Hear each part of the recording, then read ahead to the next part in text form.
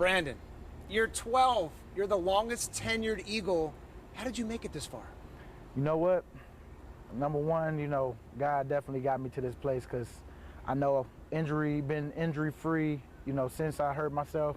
Been out here just grinding every day, making sure that I, have my regimen and just pouring into these young guys. It's kind of like whatever happens, happens. I'm just enjoying the moment, and that's kind of like what I do one day at a time. You're always smiling. You always have a smile on your face. You're always happy. How do you still have the energy after all these years? Longest tenured Eagle, 33 years old, 12 years in. How do you still have that energy? That's just me, what I bring to the table every day. That's just who I am.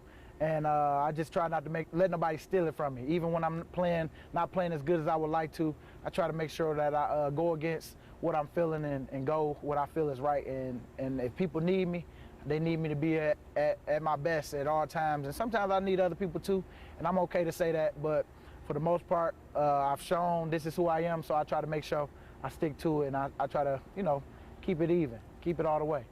Are guys really calling you old man? Yeah, they call me that, but it's cool. I just say, Who's calling you old man? I mean, people just talk about my grades and say, oh man, old man. I call it wisdom. I say, hey man, but when I line up against you, I'm gonna show you that I ain't that old.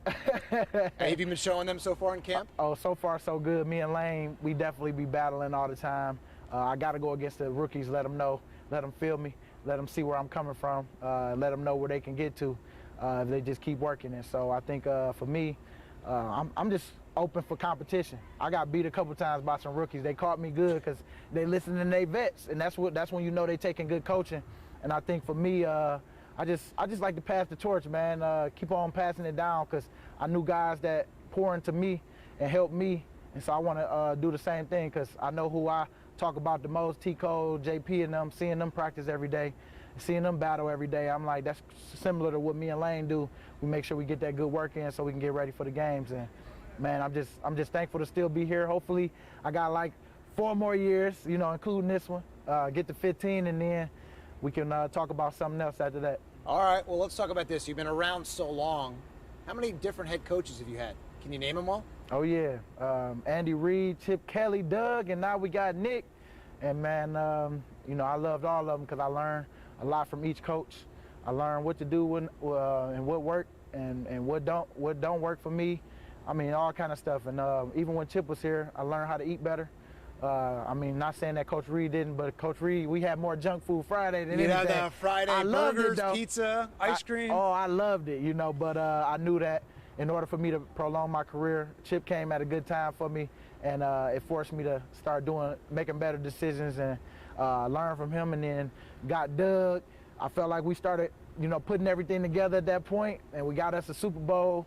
Almost went back the next year. Dang, that was crazy. That would have been a good rematch, good story, but it's all good. That's a part of the journey because we're talking about this year, and I feel like we got a shot this year. Last year we was injured. A lot of guys back. A lot of guys got a chip on their shoulder. Can't wait to go out and feel like that bounce back season from what we did last year. Nick Sirianni, how is he different from every other Eagles coach you've had? You know what? I thought Doug had energy, but he got a lot of energy. More energy than you? Doug is even killed when I think about Nick. Like Nick came in, he reminded me of myself. Like that's how I want to come in, let these boys know each and every day, this is what you got, this is what you're getting. I'm gonna hold you accountable. It ain't gonna be easy, but it's gonna be worth it. And I think that's what I like the most, how he holds everybody accountable. Even in his meetings, you can't get too comfortable because you can be the one he call on. And a lot of guys don't do good when people call on you and you in front of the whole crowd. How do you do? I do all right. I do all right under pressure. I'm not going to say it's perfect. Sometimes I have it right on the tip of my tongue, but just can't get it out because, it's just so much going through your mind because you can't believe Coach called you. But I think that, for the most part, man, it's a good thing because I don't want to be that guy that didn't say Coach didn't try to, keep me together and keep me accountable because I don't want to be the guy on Sunday when I blow an assignment that cost us the game. Nick Sirianni's not afraid to call out a guy. We've heard other veterans. We heard Fletch talk about it. We saw it with Jalen Reagor. Mm-hmm. Do you like it? Do you like when you have a coach that is not afraid to call out a guy? Because at the end of the day, it's really for the betterment of winning this season and to win games. Oh yeah, because it shouldn't be no special treatment. Everybody should be held to a standard, and I think that vets included, because we out there, we got to show how it's done. So we got to make sure we stay on our stuff just as much as the rookies, because I can't tell a rookie to stay on his stuff and do this and that, and I'm the guy out there that lost us the game, and I'm not holding myself accountable, and coach not holding me accountable because I'm a vet and he don't know how to talk to me and all that. I want coach to be able to police me just like a rookie, police me the same way, because I can take it. I'm a big boy, you know what I'm saying? We out here, we trying to win. We in this building for one goal, and that's to have another trophy next to that trophy we got. And so I think for me, I put everything to the side when I come up in here. It's all about what the team want, and if I can do whatever it is within the guidelines of what I stand for, you know what I'm saying, I'm going to go ahead and do it. You have this defensive line has among the most sacks in the NFL last year. Now you bring back Ryan Kerrigan. Guys are pretty dangerous, pretty stacked up there, right? We got to go prove it. I know what we see. I know I done seen it on paper where we got the guys, but let's see how we work well together, and that's what I'm excited for, because I love how we practice. I love how a lot of guys can talk to each other already.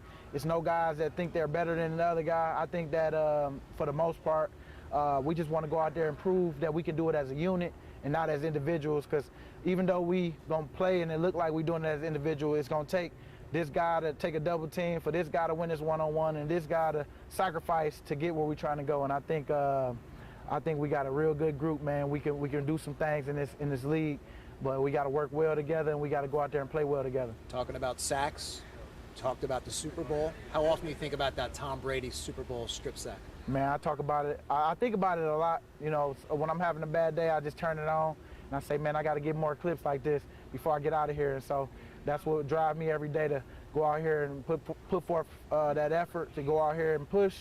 And I think whenever I'm doing it, I just want to bring somebody else along, and hopefully they infectious to somebody else, and we just keep on having that domino effect. And then next thing you know, we get everything we want. And we had another ring, we had another party, and then y'all boys can chill on us for a little bit. And then you can retire and go out on top like Brent Selleck. Oh, yeah. Hey, if that happened, man, I might not get the 15. You're done. I'd be like, hey, what else is there to prove other than, I want to get on the first team All-Pro list. That's one of my goals this year. But I'm going to do that within the guidelines of what the team, what we trying to do and accomplish as a team. So, man, we can all get there, but we all got to play as a team to get there. Thanks, Brandon. Appreciate it. Best of luck. Yes, sir. Hey.